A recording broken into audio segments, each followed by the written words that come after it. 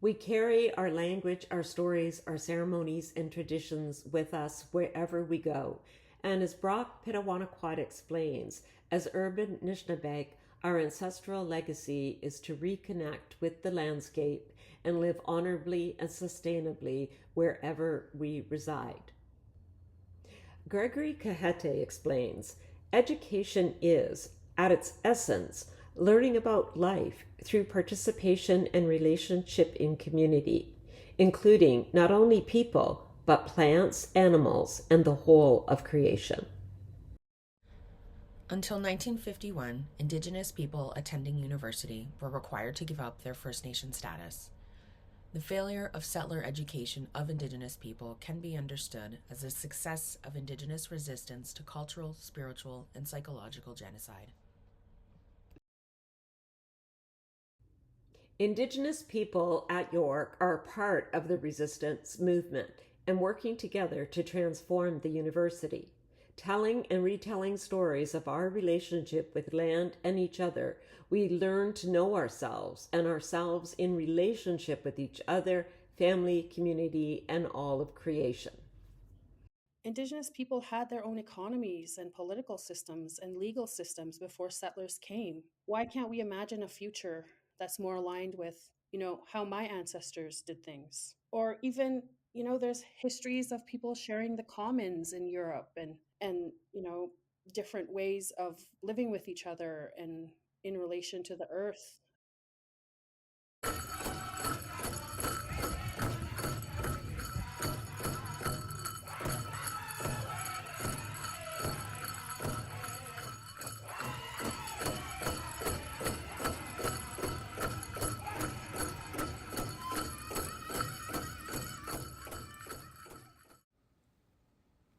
Anishinaabeg choreographies, movements of Indigenous folks, are more than performance. They are not rote choreographies.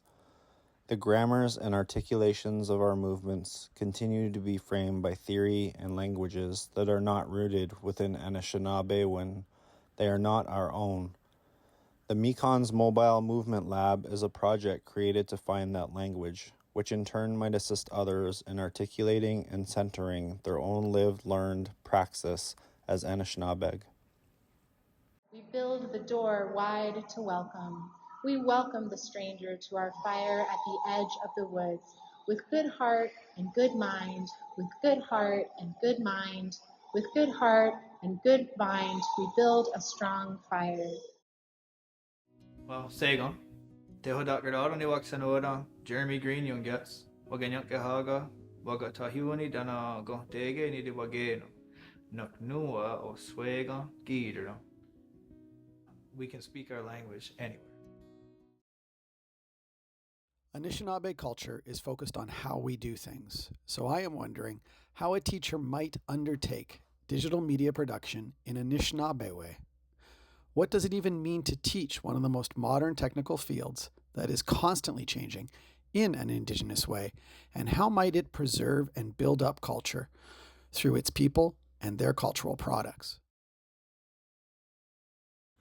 I'm using the smudging program to create accessibility for students, staff, and faculty who want a safe space on campus which allows them to have access to traditional medicines.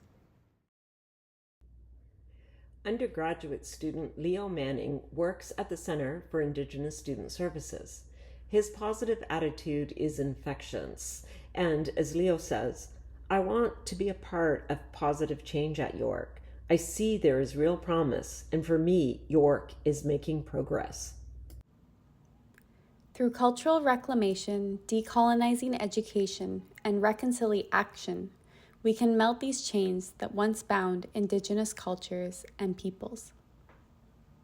If we want to change the relationship between Indigenous people and institutions of formal schooling, we need to have more Indigenous presence in our schools. As an Anishinaabe student, I wanted to be involved in Indigenous-focused legal activities and work with communities, and the intensive offered an opportunity that the others did not. It's really about language and culture, learning about the peoples who've shared this territory since time immemorial. It's also about land. And there's, in some ways, there's a political relationship here. What treaties were signed between Canada and First Nations? How did Canada end up with 99.8% of Indigenous lands? What can we do about that? All of that we'll be exploring as well. A lot of students come here from communities outside of Toronto or don't have access to their communities while they're in school and are therefore cut off from cultural resources. So I think it's important for Indigenous students especially to connect with KISS, to have access to elders, to have access to ceremony and celebration and other Indigenous students.